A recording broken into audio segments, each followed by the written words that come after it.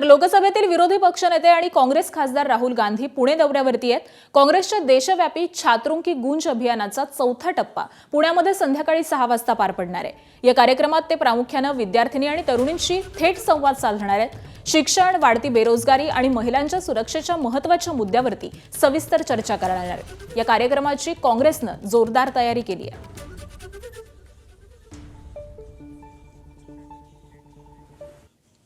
आणि दरम्यान राहुल गांधींच्या पुणे दौऱ्यावरती काँग्रेस नेत्यांनी काय म्हटलंय पाहूयात। राहुल गांधी नाम का डर उनको सता रहा है। जो राहुलजींची भीती आहे ना, ती त्यांच्या बोलण्यातून, वागण्यातून, कृतीतून सगळं दिसते आहे। व जिथे 30 अटी घातल्या जातात त्यांच्या कार्यक्रमासाठी, आम्ही जर तो विचार केला असता तर भारतीय जनता पक्ष देशात दिसली असती का? आम्ही रिव्हेंज पॉलिटिक्स करत नाही। आम्हाला बदल्याची भूमिका कधीच आम्हाला मान्य नाही। आम्ही विचाराची बांधील आहोत। हे कसल्या विचाराची बांधील आहेत?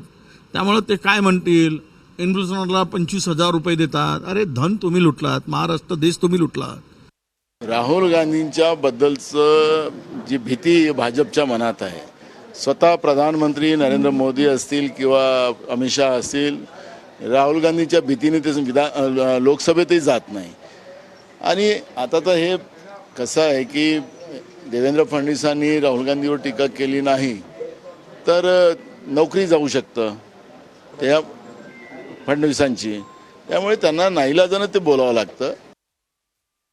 खरं ही भाजपची मंडळी ना कानगोष्टी खूप करत असतात। अफवा फैलवणारी ऑर्गनायझेशन म्हणून यांना ओळखल्या जातं। तर हेच अफवा फैलवत आहेत।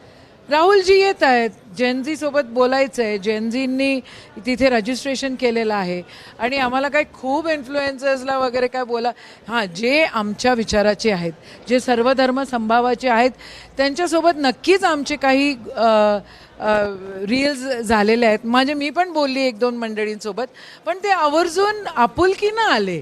म्हणजे आमच्याकडे अशी प्रथा नाही आहे की पैसे देऊन काय करा। ही प्रथा भाजपवाल्यांचीच आहे, त्यांनीच लावलेली आहे।